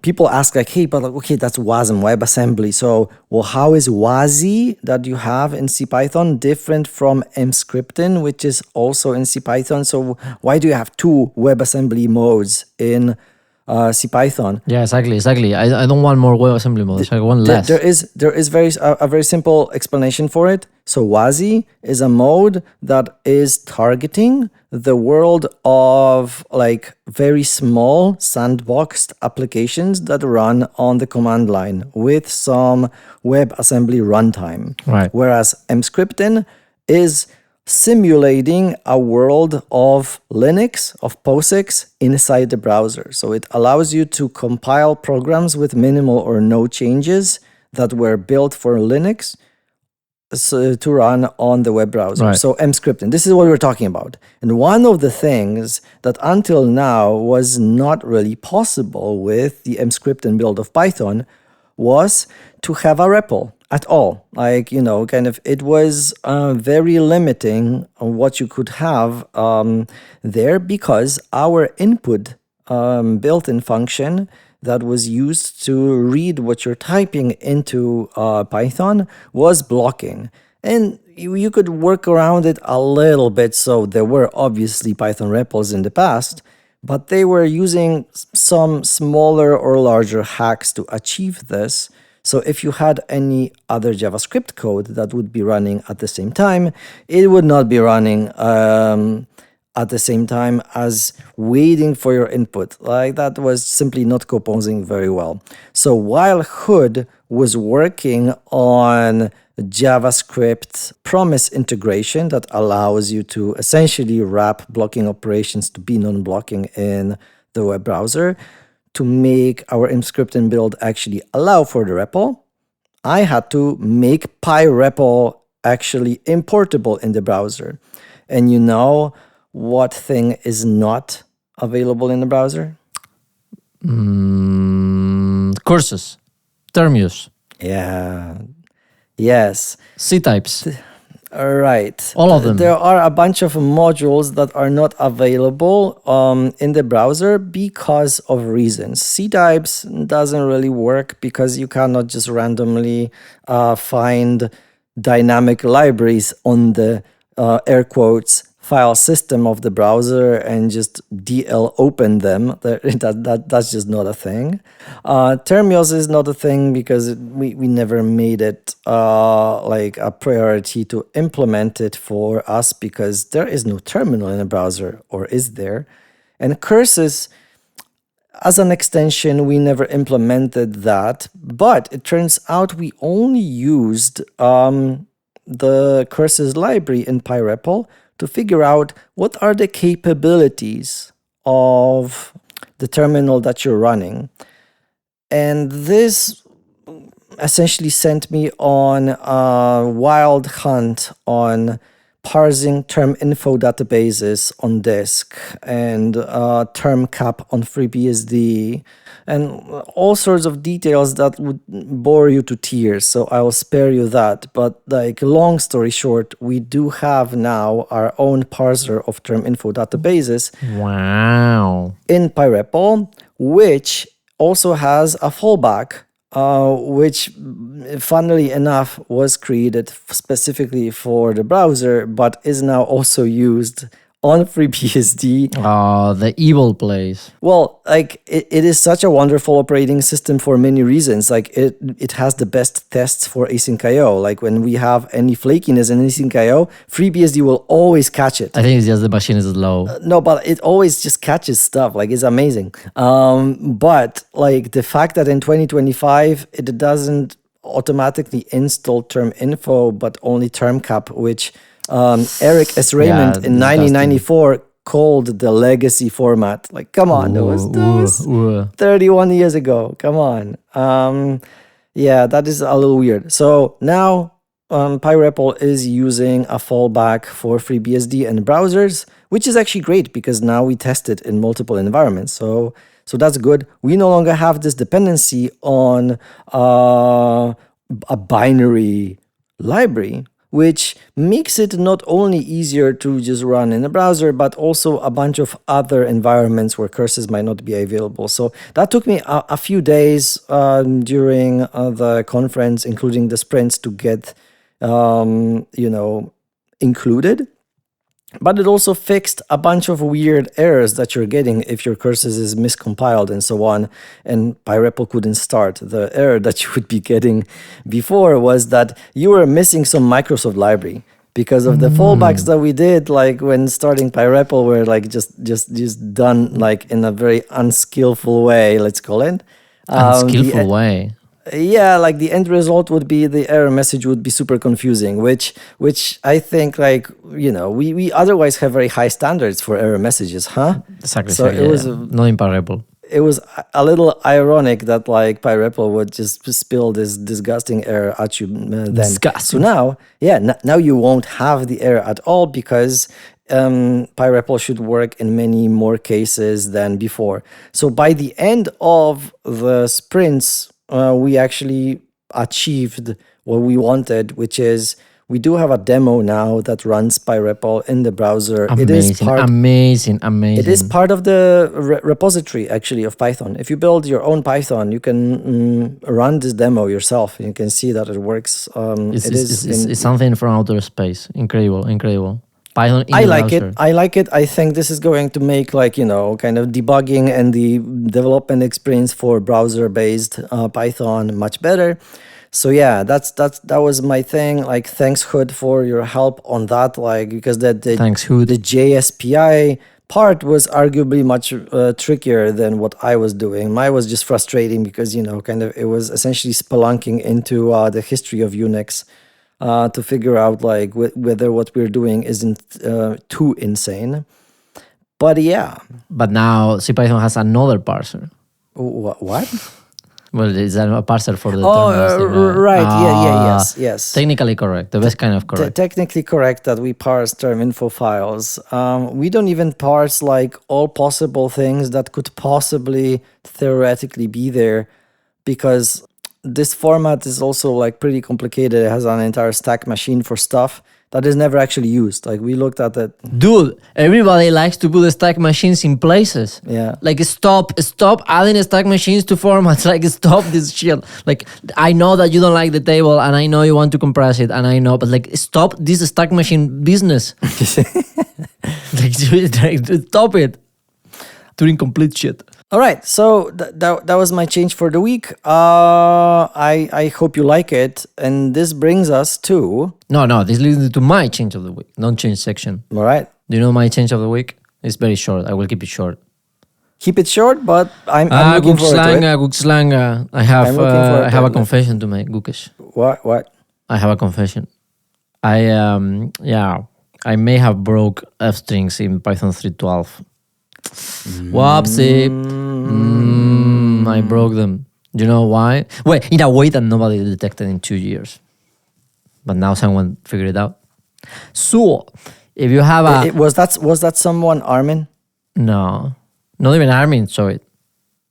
Yeah, that someone was... let's put credit. That someone was... Someone called... Mega Gigagon. Mega Gigagon. So Mega Gigagon. Mega Gigagon. The greatest all name. uppercase G's. Just in case you want to find him, his GitHub username is Gigagon. I don't know. So either he grow since he started the GitHub username, or like he maybe like when he went with Gigagon initially, and he's like, No. He's shrinking. The username is Mega Gigagon, whereas the full name is only Gigagon. Okay, the other way around. Okay, yeah, Yeah. that's true. Okay, so his name is Gigagon. Okay, so Gigagon, which was like hacking in RAF, the Rust thing. So it's always these people that want to implement the spec and there is no spec. Haha, we are the spec. Like, we are France. Okay, so yes, so he find out, or they find out, or like she, I don't know, what is the gender of Gigagons. I don't know, we never will know. Anyway, they find out that if you have a raw F string, which many people don't have, but like, you can have it, and you have a custom format in the formatter part of the F string, that format is not raw. So you have a custom object receives custom formatting and respect the rawness of the thing, which nobody does. That's when this has never like appeared in like 2 million or whatever, 10 millions of like users or whatever. So if you have that, then you will receive in Python 3.12 a non-raw string, while in Python before you will receive a raw string. Oh no! But I fixed it. That's the whole story. I just fixed it. Not and in then 3.12. 3.12 is gone. It's only like security fixes. Yeah, well, it's going to be fixed in 13. So 3.12 forever will be the version. It will written in the annals of history when like people will know that I broke it and like it's broken. So if you try to do this on 3.12, forever it will be wrong.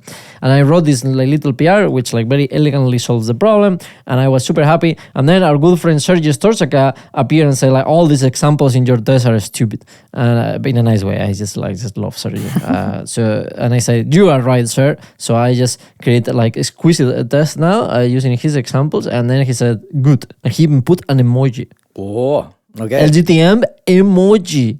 Sergi Storchaka put an emoji. Nice. Amazing. I feel blessed. Sergi is awesome, so thank you. I love. Okay. Man, I used to be so happy when Sergi reviewed my PR. Like when I started to contribute to CPYTHON, I love to have Sergi because not only you know that you're going to get a thorough review, but like it's the kind of thing like when he tells you LGTM, like you know he means it. So like it's like, oh man, like Sergi likes my code, like nice. Yes. So now Sergi didn't like my test, but like he likes them after I fix it with his suggestions. Anyway, High praise. So now it's fixed. But now that it's fixed, it's time to move to a different place. What's going on? In CPYTHON. Well, since the last episode, we released Python 3.14 Release Candidate 1. Wow. This is why we were racing so hard with... Wait a second. Oh, shit. Now you're yeah. stuck on baby Yeah, voice. yeah, I don't know what to do. This shit doesn't Turn that shit remove. off, dude. Dude, what the fuck? I cannot remove it. Dude, like, they have changed this shit. The applause now is even more violent. Like, you can hear all these people now really applauding. Like, Yes. no, that's Yeah, not the... Like, what is happening? You see? No, dude, like, okay, so I'm afraid to tell you that the rest of the podcast is going to be like this. Because otherwise I will need to reboot and I'm not doing it. Yeah, maybe this will go ahead. No, but like, what? Like, you're not gonna be speaking at all anymore? I don't know. I mean, I can speak, but like... I may have one or two problems. You know, like, What if you changed to the low voice? What if you changed it Let me to the try. low voice? Like, will it fix What it? about now? Okay, maybe I should speak like this. Okay, and it's Can stuck I on unset that it? one? Yeah, one second.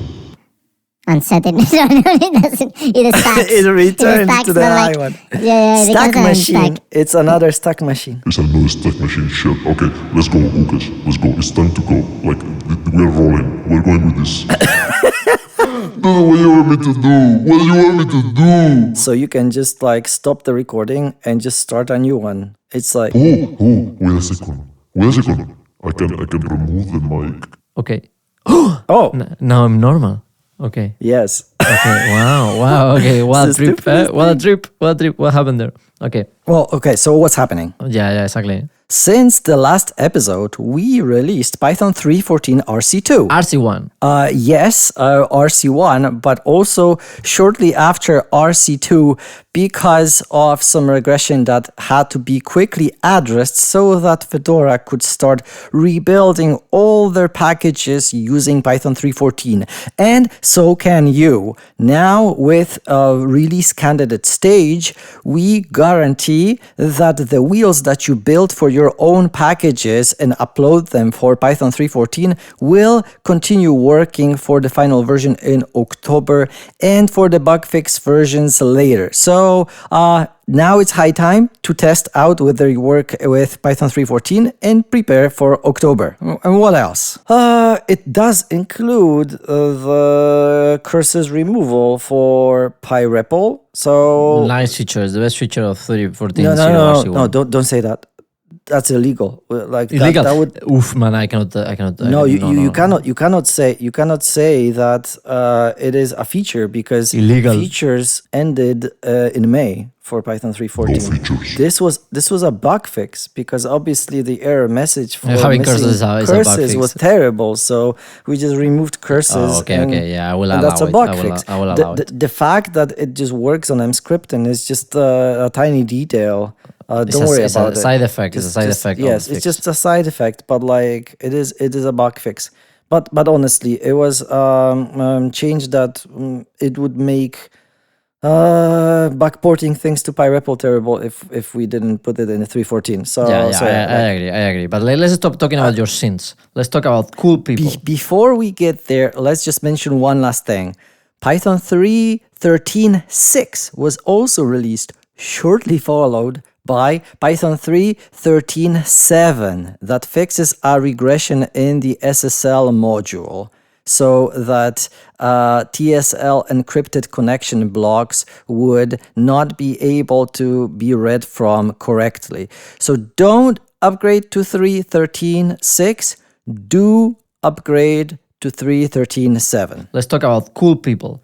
Talking about cool people, we did promote several. Emma Smith. Emma Smith was promoted. Welcome. Amazing. A long-time contributor to both Python and MyPy, to typing. There was a PEP by Emma a bunch of years back. So it was very good to see that now she is a core developer. So great.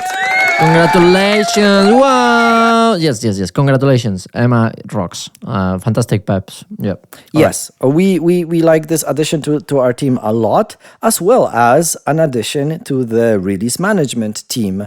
It turns out Savannah Bailey, also known as Savannah Ostrowski before she got married a few months back, and I am allowed to say this, I guess, or maybe that's only a joke that she's making, but she's very often still saying like, oh, if you know me as Savannah Ostrowski, that's me, but now I'm Savannah Bailey. So Savannah Bailey was chosen as the release manager for Python 3.16 and 3.17. Ooh, way in the future, huh? Ooh, 1 year.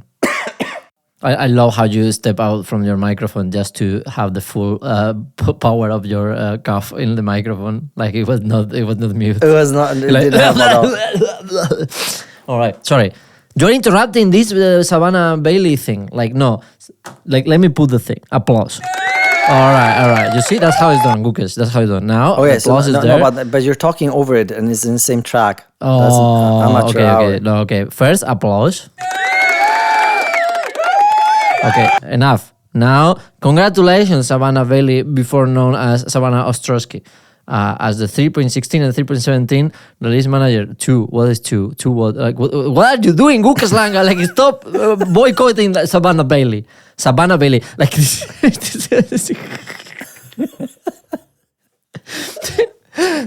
stop using the Apple feature for hearts. I will not. It's impossible. Well, anyway, against the will of this Polish person, well, I mean, not really, but like, you know, like this guy like this doing bullshit shit, so I need to laugh. Anyway. All right, congratulations, Savannah. You don't know what you signed up for.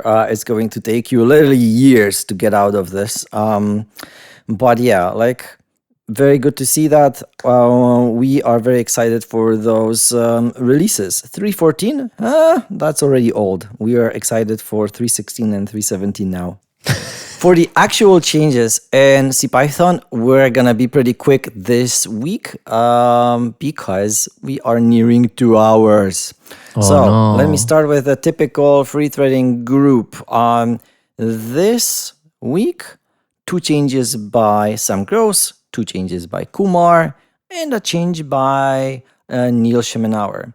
So Kumar fixed some data races in the instrumentation of bytecode. That was pretty impressive. I couldn't quite wrap my head around this when I was reading that PR. And also in type set name. This is essentially using stop the world pauses to make sure that things that are being destroyed are not being used in another thread still. Sam Gross also fixed a bunch of data races, for example, pyslot tp get other hook. And that's essentially slot replacement when GIL is disabled. And now we don't require slot replacement for specialization.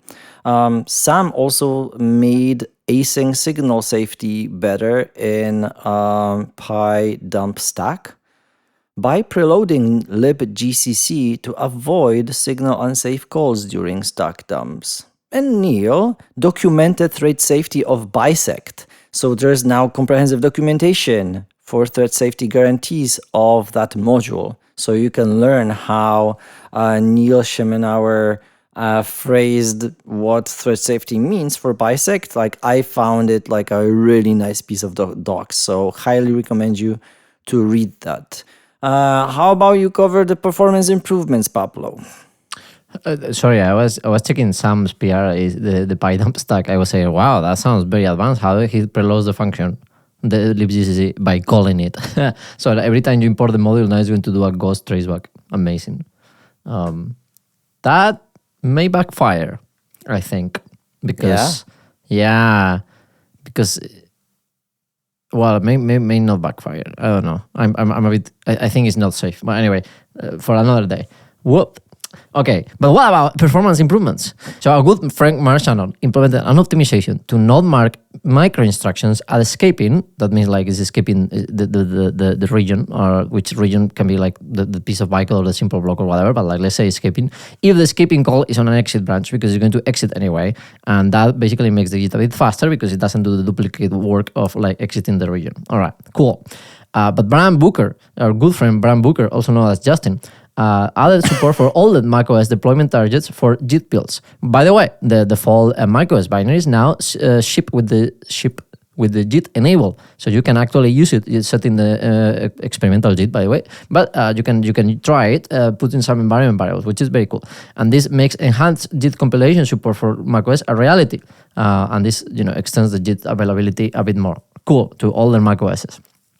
All right, then Savannah Bailey, I suppose now. Okay, so Savannah Bailey implemented a change to use pure micro op machinery to optimize compare op int float string. So this is like 3 different possible instructions to compare like integers, float, or the strings. And the idea is to use pure operation machinery to optimize the integer, float, and string comparison for better performance. Pure here means that the input and output don't depend on the external state. All right, awesome, Savannah. Cool. Then we have, wow, man, like, how do you pronounce this? Krzysztof. Krzysztof Magusiak. Optimize AST literal eval for a small input, which is very good because a lot of people use this to evaluate external code, not knowing that it can crash your interpreter. Whoopsie. It's on the docs, so don't use this untrusted code, please, or try to like put it on a Docker or something, whatever. So they optimize AST eval for a small input, optimizing AST eval by removing the local functions and inline calls, achieving 20% speed up. Like that's non-trivial for small inputs. Very cool, because normally AST eval normally has very small inputs. All right, and then we have another PR by Benedict Tran to prefer using _haslib, which is the C accelerator for haslib, which I don't think we have a non-C accelerator, but anyway, no, we have, because like that's what he changed. So prefer using the _haslib module instead of the module object, and performance improvement by directly using the module state instead of retrieving it from the module object in haslib. This means that like you're not going through the cycle of getting the module object, you just use the C accelerator directly, because otherwise you will need to grab to get some function from the haslib, you will need to go to the wrapping module haslib, not _haslib, and then grabbing the function from there, which is stupid. Yeah, like essentially what we're doing here is talking about the C implementation. We are in C. So even in C, you can just call some module in Python using PyObject star and just make the regular C API calls. Like that's what we do in general, because that's the valid thing to do. You can override things, you can monkey patch things, like that's what we do.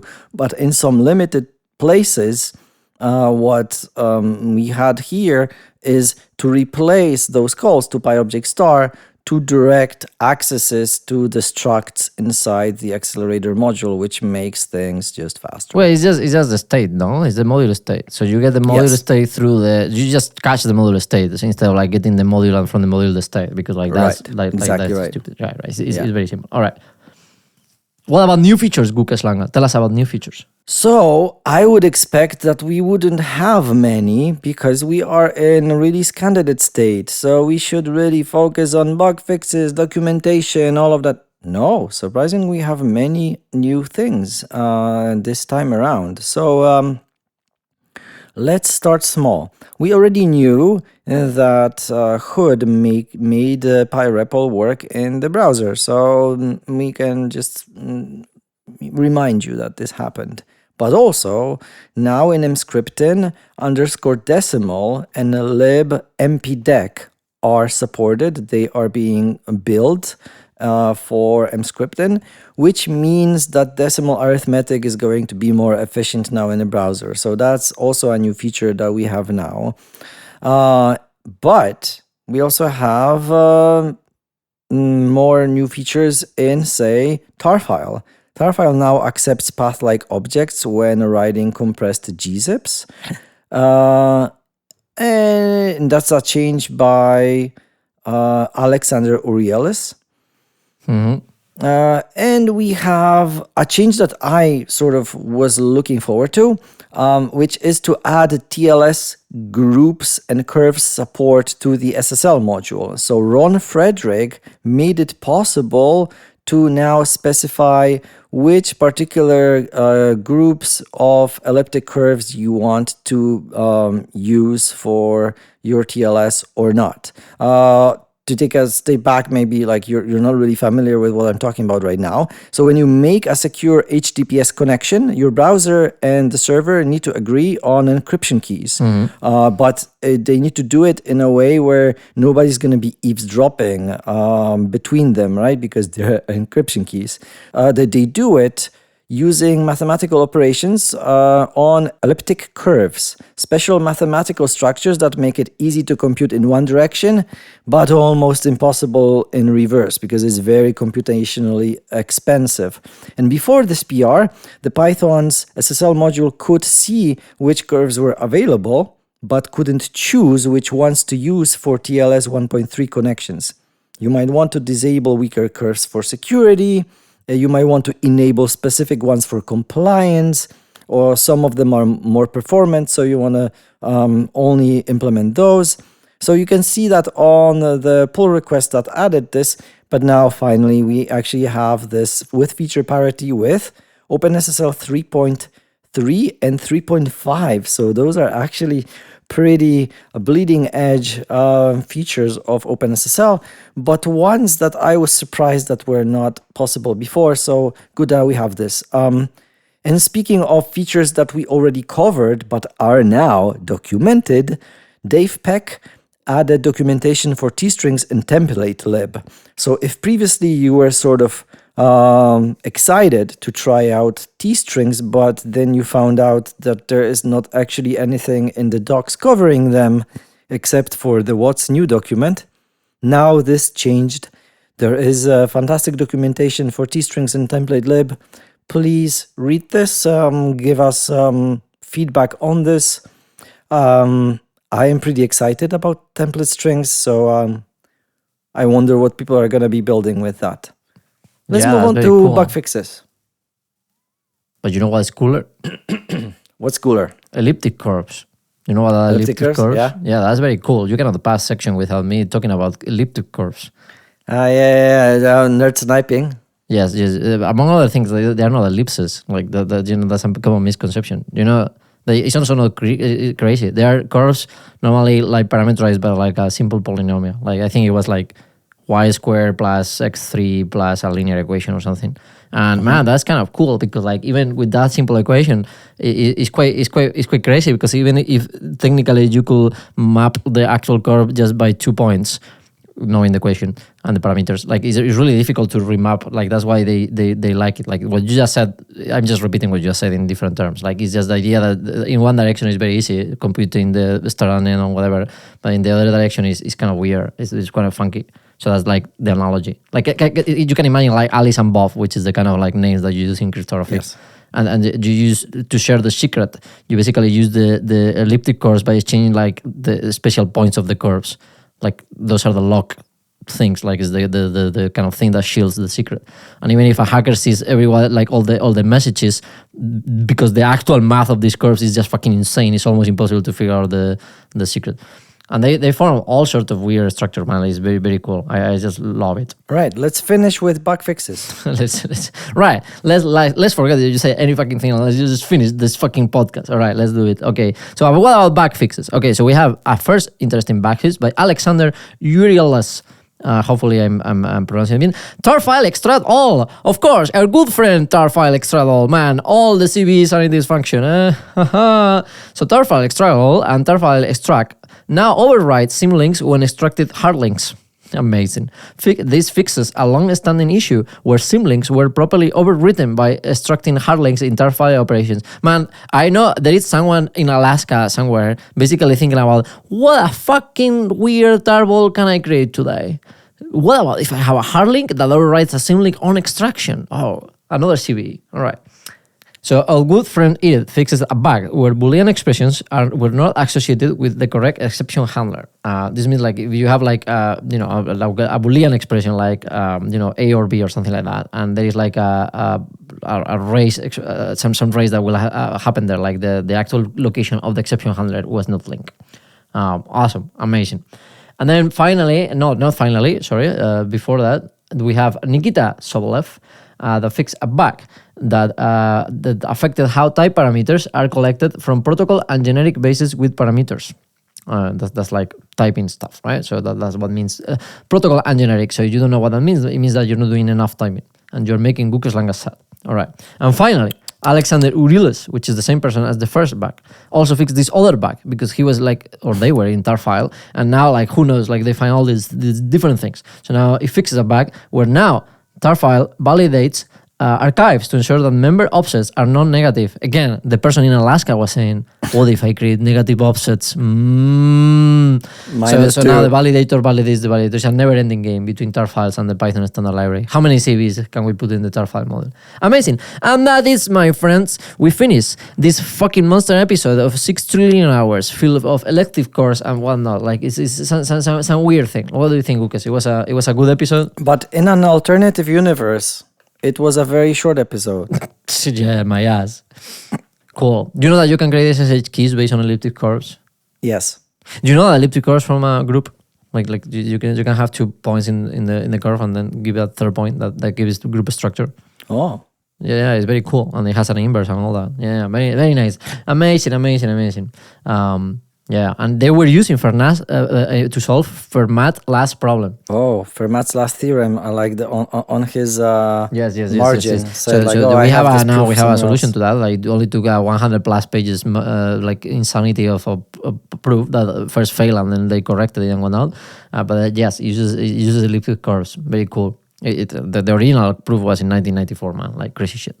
All right, nice. But that's it. We know that Gukas is going to put like the funny effect when I start like fading in the void and whatnot with all my explanations. So I hope that at least you guys like can hear me a bit. But that's it. We hope that you enjoyed this.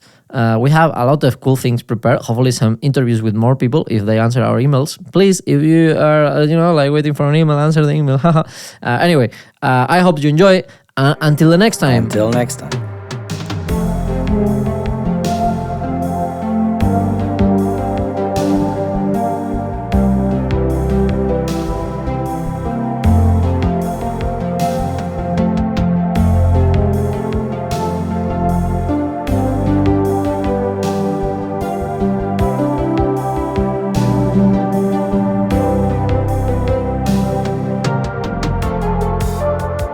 Stop recording fail. What do you mean stop recording fail? Stop recording fail. So I cannot stop recording. Stop recording fail. What the fuck does it mean?